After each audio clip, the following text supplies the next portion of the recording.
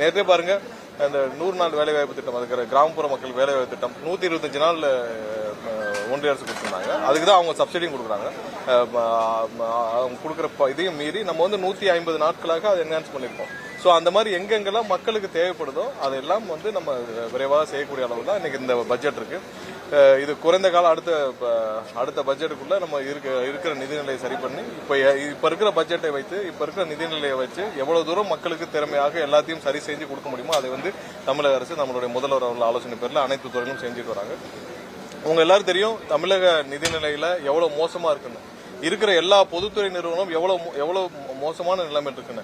மின்சார வாரியமா இருக்கட்டும், இல்ல போக்குவரத்து துறையா இருக்கட்டும், இல்ல மற்ற பொதுத்துறை ஆவினா இருக்கட்டும், எல்லாமே வந்து மூடும் அளவிற்கான நிலைமையில தான் இவர்கள் விட்டு சென்றிருக்காங்க. நிதிநிலை வந்து எங்கேயுமே வந்து நிதி ஆதாரம் வந்து சொல்றாரு. நேற்று எடப்பாடி சொல்றாரு புதிய ஆதாரத்தை பெருக்குவதற்கு எந்த முயற்சியும் செய்யணும். நீங்க என்ன செஞ்சீங்க? புதிய ஆதாரத்தை பெருக்கிறதுக்கு திரு எடப்பாடி அவர்கள் என்ன செஞ்சாரு? எதுவும் செய்யல. சரி, 5 வருஷத்துக்கு முன்னாடி திரு ஸ்டாலினும் திரு உதயநிதி அவர்களும் இதே இடத்துல தான் வந்து போனாங்க. அப்ப நீங்க புதிய அளவுல நிதி ஆதாரத்தை பெருக்க என்ன செஞ்சீங்க? எதுவும் செய்யல. ஆனால் கண்டிப்பாக முதல்வர் அவர்கள் எல்லா விதத்திலும் இதை சீரமைக்கும் வேலையை செஞ்சுட்டு இருக்கிறார். புதிய அளவுல வேற ஏதாவது நிதி ஆதாரங்கள் பெருக்குவதற்கான வேலையும் முன்னின்று செஞ்சு கொண்டிருக்கிறார். கண்டிப்பா இது திருத்தப்பட்ட பட்ஜெட். ஏன்னா திருத்தப்பட்ட பட்ஜெட்ல எந்த விதத்திலும் மக்களுக்கு பாதிக்காத வகையிலும் புதிய அளவுல எந்த இடத்துல செயல்படுத்தணும் அதெல்லாம் செயல்படுத்துவார். அது இல்லாமல் இப்ப நெல் கொள்முதலுக்கு ஆதார விலையும் கரும்புக்கான டன் ஆதார விலையும் கண்டிப்பாக முதல்வர் ஆலோசிச்சுட்டு வர்றார். இன்னைக்கு வந்தவங்களும் அதை சொல்லியிருந்தாங்க. கண்டிப்பாக முதல்வர் எல்லா விதம் ஆலோசிச்சு கண்டிப்பாக தேவையான நேரத்தில் முதல்வர் வந்து எல்லா விவசாய சங்கம் எல்லாத்தையும் ஆலோசிச்சுட்டு உடனடியாக முதல்வரும் அது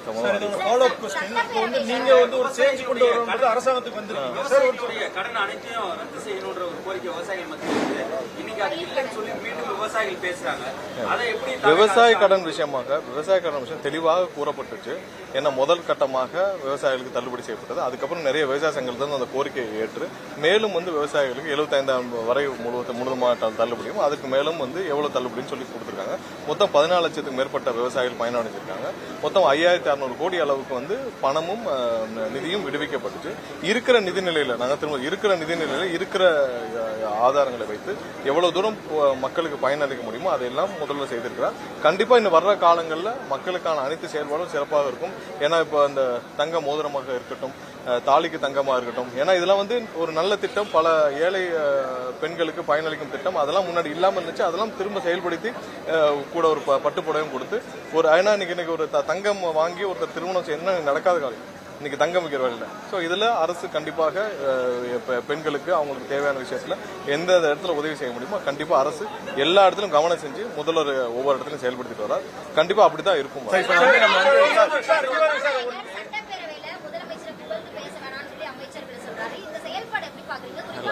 அந்த மாதிரி அதாவது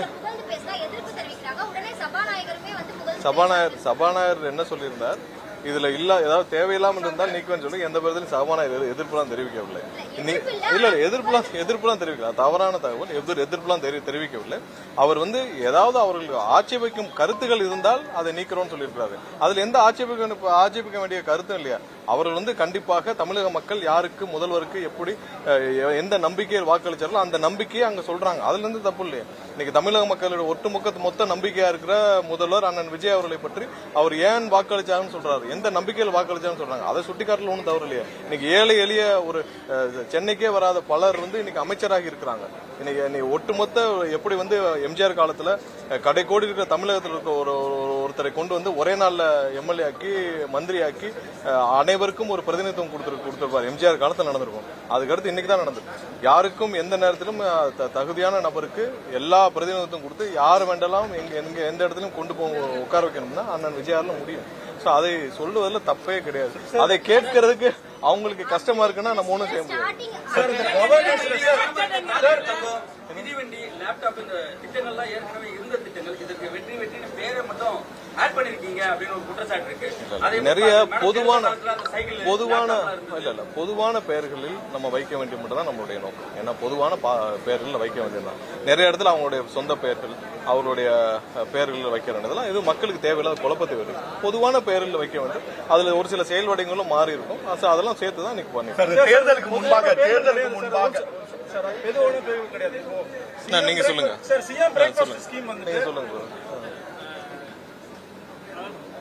பட்ஜெட் என்கிற பெயர்ல முதலமைச்சர் அமைச்சர்கள் கால்ராஜ் இருக்காரு. காவிரி வந்து தண்ணீரும் எந்த இடத்துல இந்த பட்ஜெட் வந்து திட்டங்களும் காவேரி விவகாரத்துல ரொம்ப தெளிவா சொல்லியாச்சு. நம்ம உச்சநீதிமன்றத்தில் 2 மனு தாக்கல் செய்திருக்கோம். ஒன்னு வந்து மேகதாதுல அவங்க வந்து இப்ப தண்ணீர் விடவில்லை என்பதற்காகவும், அடுத்து மேகதாது விஷயத்துல இப்ப ஏற்கனவே கொடுத்த வழிகாட்டுதலை எதிர்த்து, அதாவது போன இது மத்திய நீர்வள துறை வந்து அவங்க சார்பாக காவேரி படுகையில் இருக்கிற எல்லாத்தையும் வந்து அவங்க அங்க வர்ற ப்ராஜெக்ட்ஸ் எல்லாம் நீங்க வேலிடேட் பண்றதுக்கான ஒரு வழிகாட்டுதல் கொடுங்க. அந்த வழிகாட்டுதலையும் நம்ம எதிர்த்து 2 மனு தாக்கல் செய்துள்ளோம்.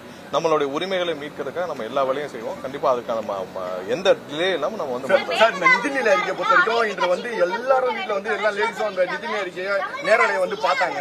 ஆனா அவங்க பெரிதும் எடுத்து அந்த 2500 ரூபாய் உரிமை தொகையா இருக்கட்டும், அந்த 4000 ரூபாய் வேலை இல்லாத பட்டதாரிகளுக்கு 6 சிலிண்டர், இந்த மாதிரி எந்த திட்டங்களும் வரவில்லையா சார்? இல்ல, பெரும்பாலான திட்டங்கள் நம்ம சொன்னதுல எல்லாமே நிறைவேற்றிட்டு வரோம். இன்னும் ஒரு சில திட்டங்கள் கண்டிப்பாக நிதி ஆதாரத்தை சரி செய்த பிறகு கண்டிப்பா முதல்வர் அறிவிப்பார். ஏன்னா இன்னைக்கு இருக்கிற சூழ்நிலையில இவ்வளவு இருக்கிற கடன்கள், அதிகபட்ச கடன்கள் மத்தியில கண்டிப்பா எப்போ முடியுமோ உடனடியாக முதல்வர் செய்வார். ஏன்னா இதெல்லாம் ஒரு முக்கியமான பிரதானமாக முதல்வர் ஏற்றிருக்கிறார். கண்டிப்பா செயல்படும். என்னென்ன கூறப்பட்டிருக்கோ எங்களுடைய இதுல தேர்தல் வாக்குறுதியில அனைத்தும் நிறைவேற்றப்படும். அந்தந்த காலகட்டத்தில் விரைவாக தேர்தல் வாக்குறுதியில சார் அனைத்து கட்சி கூட்டம் கண்டிப்பா கூட்டணும்னு சொல்லி எல்லா கட்சியுமே தொடர்ச்சியா வலியுறுத்துறாங்க. ஆனா தற்போது வரை தமிழ்நாடு அரசு அனைத்து கட்சி தமிழ்நாட்டில் இருக்கிற அனைத்து கட்சிகளும் இப்ப எங்களோட இருக்க கூட்டணி கட்சிகள் எல்லாம் வந்து எங்களோட ஆலோசிச்சுட்டு நாங்க அவங்களோட சேர்ந்து பேசி முடிவெடுக்கல இருக்கிறோம். அதே நேரத்தில் இப்ப திமுகவோ அதிமுகவோ ஒரு நிலையில் இருக்காங்க.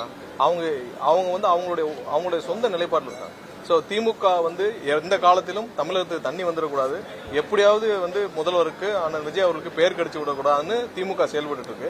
அவங்களோட அலைண்டா இன்னைக்கு வந்து அதிமுக வந்து அவங்க என்ன சொல்ல நினைக்கிறாங்களோ அதை சொல்ல முடியாத விஷயத்துல அதிமுக மூலம் சொல்லிட்டு இருக்காங்க.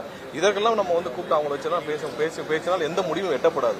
சோ அதனால யாரெல்லாம் வந்து ஆக்கப்பூர்வமாக தமிழக மக்களோடு இருக்காங்களோ, எங்களோட கூட்டணி கட்சிகளோட இருக்காங்களோ அவங்களோட நாங்கள் பேசி ஆலோசிச்சு தான் முடிவுகள் எடுக்கப்பட்டு வந்து அதன் முடிவுகள் அடிப்படையில் தான் இப்ப வந்து ஏற்கனவே சட்டசபையில எல்லா கட்சியிலும் வச்சுதானே ஒரு மனதாக தீர்மானம் ஏற்பட்டது.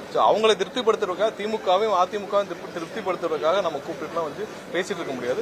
அவர்களுக்கு அந்த எண்ணமும் கிடையாது. அவங்க தமிழக மக்களுடைய நலனில் அக்கறை இல்லாதவர்களை கூப்பிட்டு பேசி என்ன பிரயோஜனம்? சார், தேர்தல் வாக்கு நன்றி.